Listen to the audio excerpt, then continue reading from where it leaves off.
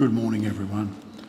My name is Ray Byrne, and I would like to welcome family and friends to celebrate the life of Royce Leslie Webster, who died suddenly at home around the 10th of August 2025. Please, if you have a mobile phone, could you make sure it's turned off or on Do Not Disturb? Maybe airplane mode if you have that. Refreshments will be served after the ceremony in here. The funeral will be live streamed, and there will be an opportunity to lay wreaths and flowers.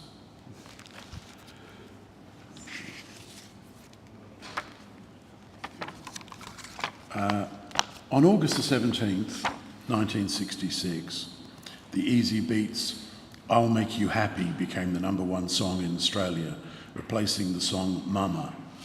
Both songs touched on maternal love, but the Easy Beats better represented Royce's musical journey and its lasting impact on audiences.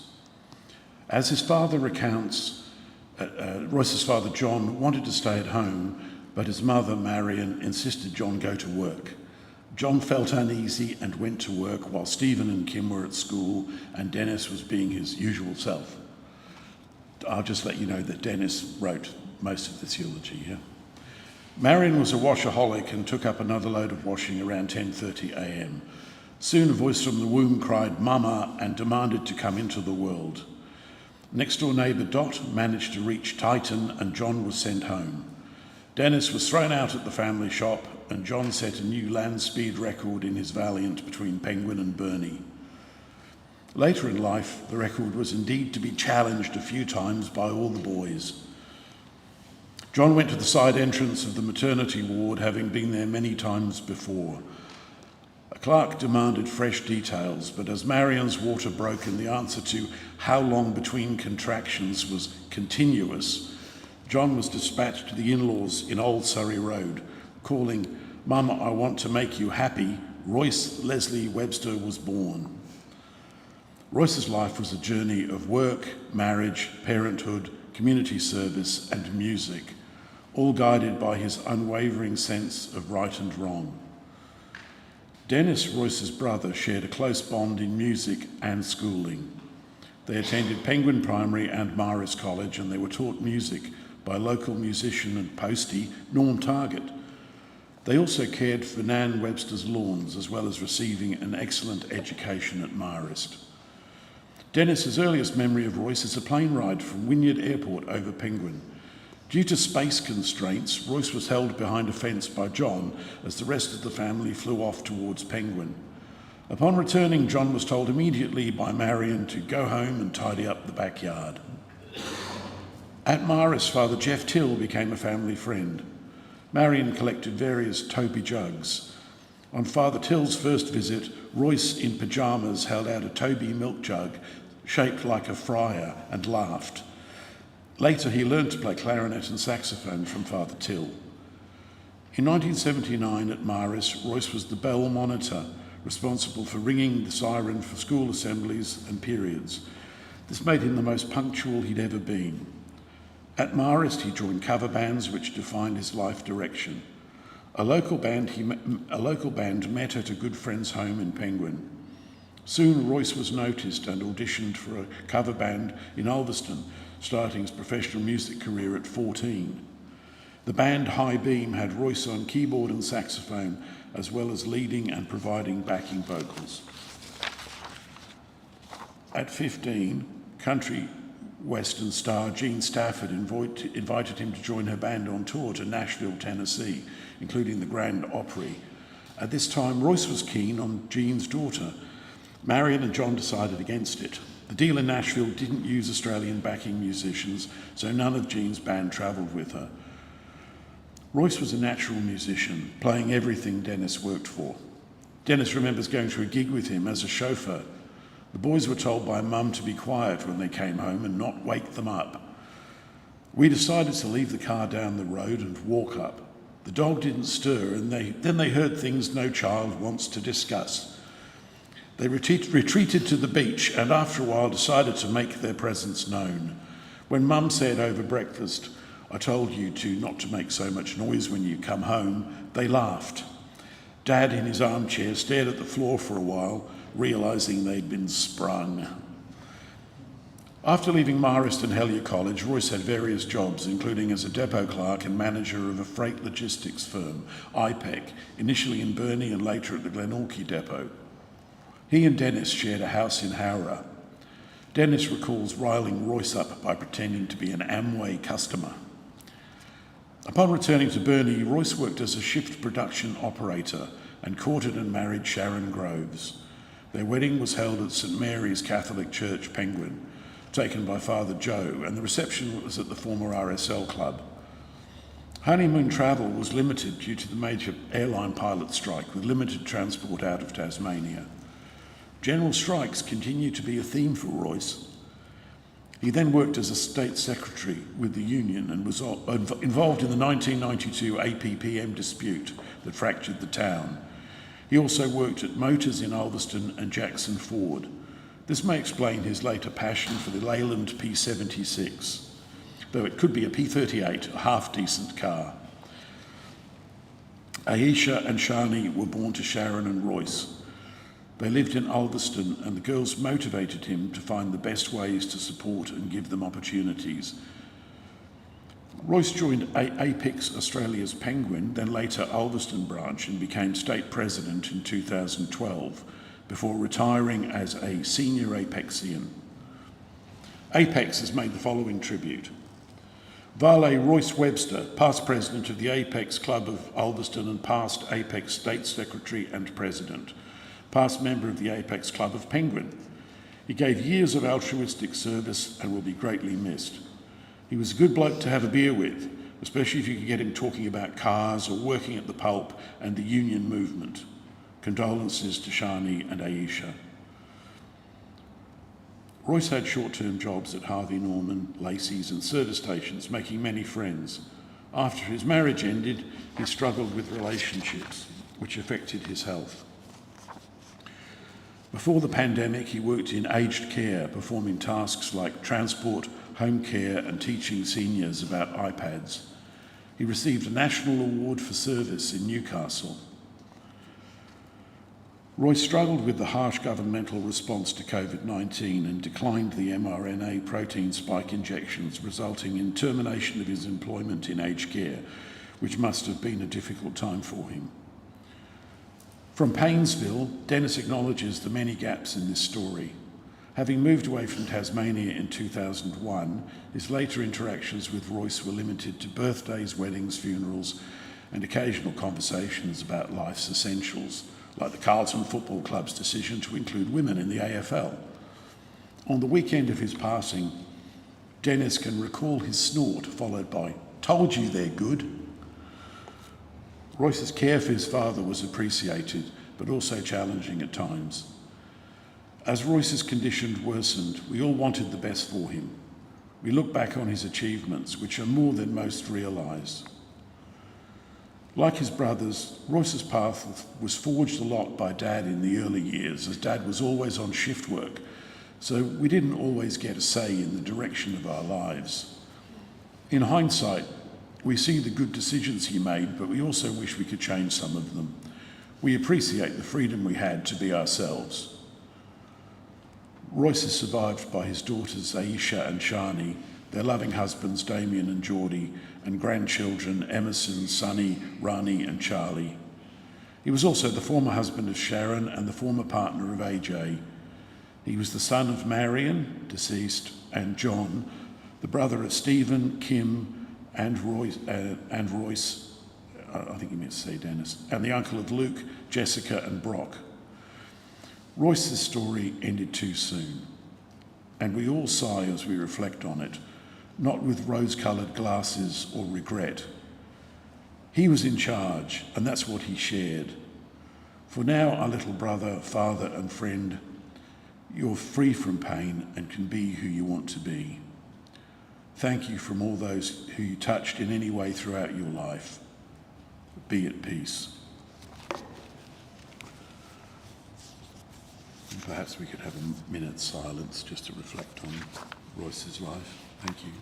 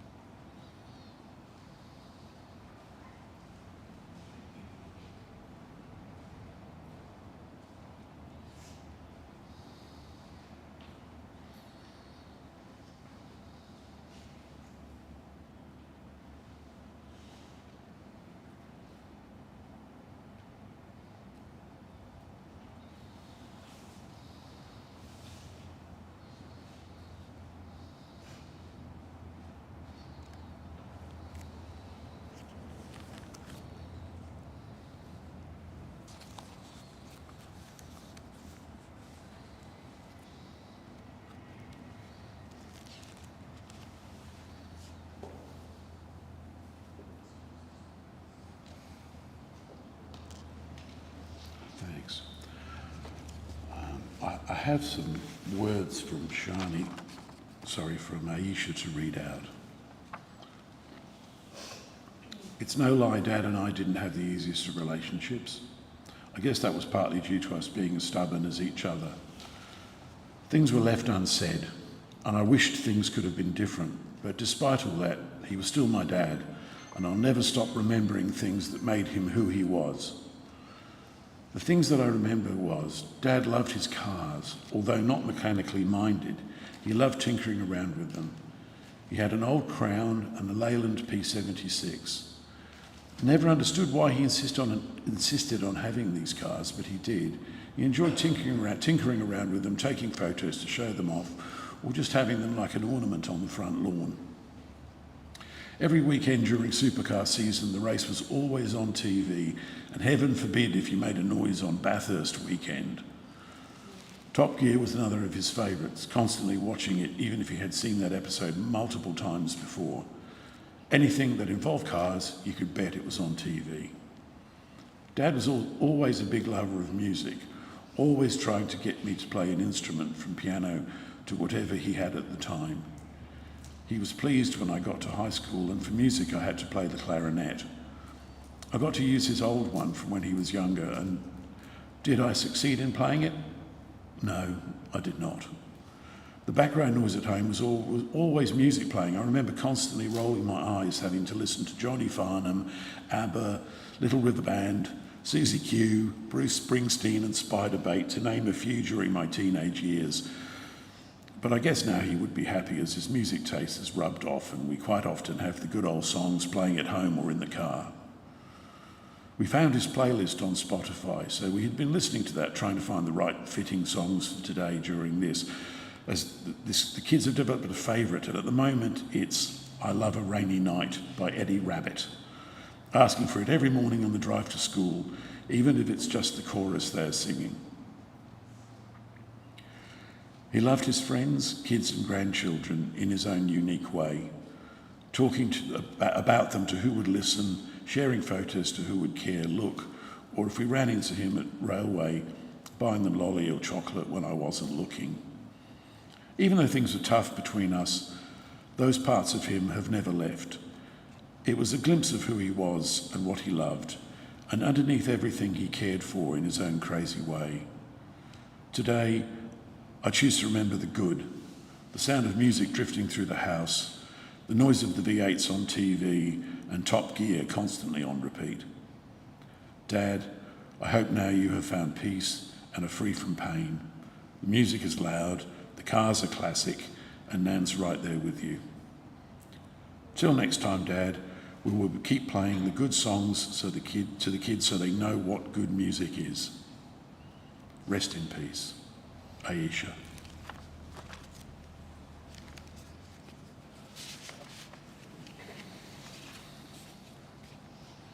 Would you like to come up? Shanie's going to come up and say a few words. Thank you.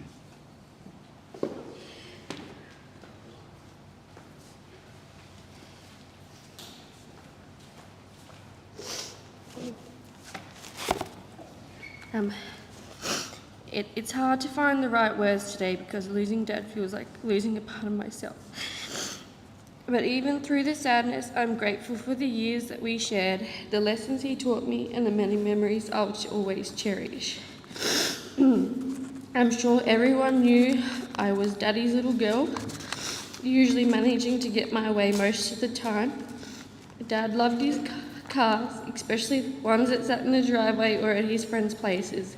Never quite working, they were always going to be the next project. Every second weekend, I remember we always used to go for a Sunday drive up to Sheffield for a fun day out. And on the way there, he'd proudly point out all the TV antennas that he had installed, as though each one had a story of its own. Dad was a musician, the music man, and his love for music is something that I definitely inherited. From the classics we listened to together in the lounge room to the clarinet he encouraged me to play, he was so proud when I won at a Stedford. I think he hoped that I'd follow his musical footsteps, but instead I went straight into the footy. Still, the love of music has always been a part of me, thanks to him. One of Dad's greatest passions was being a part of Apex. He loved the friendships, the events, the community spirit, and I was lucky enough to share many of those experiences with him, and those memories will stay with me forever. I was always close to Dad, and even it was hard when I moved away, but every year I'd come back and we'd make sure to have that one-on-one time. Often just sitting at Pop's, having a yarn and catching up. But today, my last memory with Dad is the one that I will hold dearly. He picked Jordan and I up from the airport on a night of horrible windy weather, and when we got back to his place, there was no power. Of course, I was freezing because I'm from Queensland now. So he lit the fireplace and we sat together playing cards, listening to his stories and enjoying his music on his radio. Dad, you are no longer in pain, so sit with Nan and share stories and watch over us and your grandchildren as they grow and thrive. You will always be with me. I love you.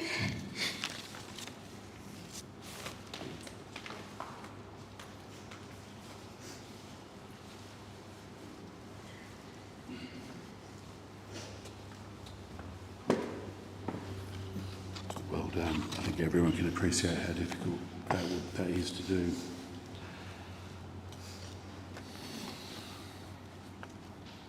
We're going to have a little time of memories of Royce in photographs and songs with.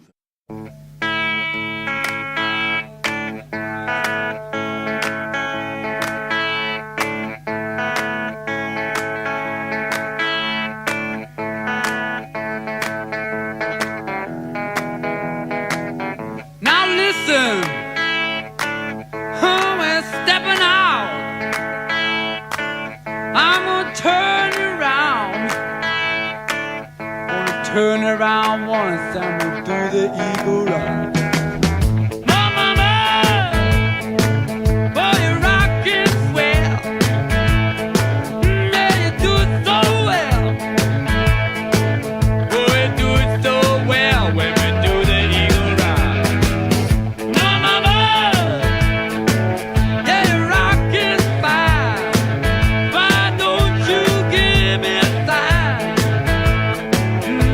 Give me a sign, I'm gonna do the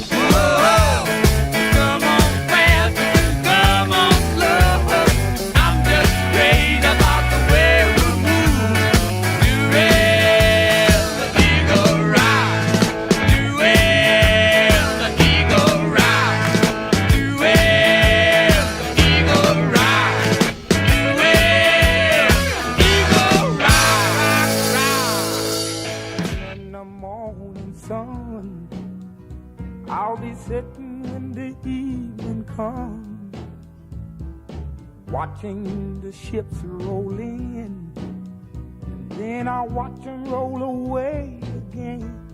Yeah, I'm sitting on the dock of the bay, watching the tide roll away.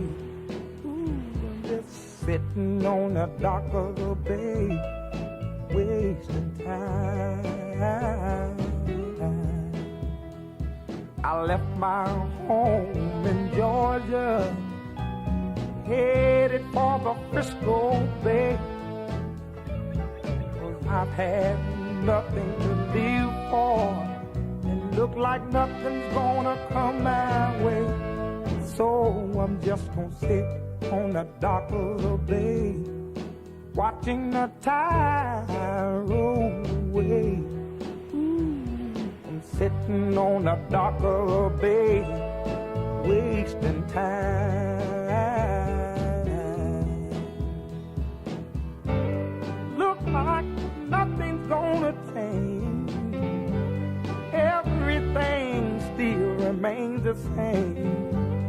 I can't do what 10 people tell me to do, so I guess I'll remain the same. Listen, sitting here resting my bones, and this loneliness won't leave me alone.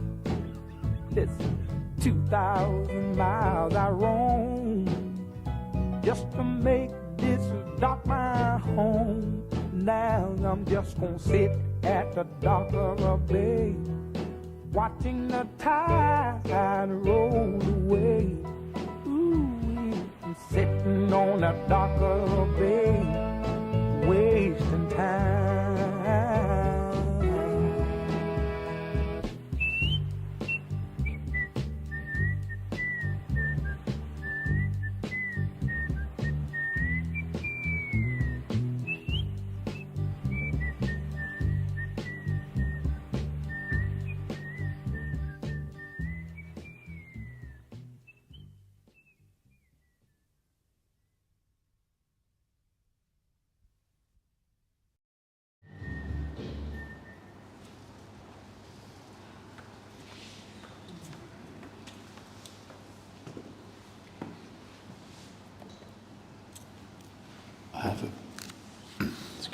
Have a poem to read.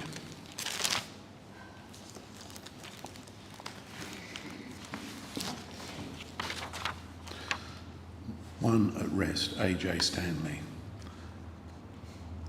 Think of me as one at rest. For me you should not weep. I have no pain and no troubled thoughts, for I am just asleep. The living thinking me that was is now forever still, and life goes on without me now as time forever will. If your heart is heavy now because I've gone away, dwell not long upon it, friend, for none of us can stay. Those of you who liked me, I sincerely thank you all, and those of you who loved me, I thank you most of all. And in my fleeting lifespan, as time went rushing by, I found some time to hesitate, to laugh, to love, to cry. Matters it now if time began, if time will ever cease? I was here, I used it all, and now I am at peace.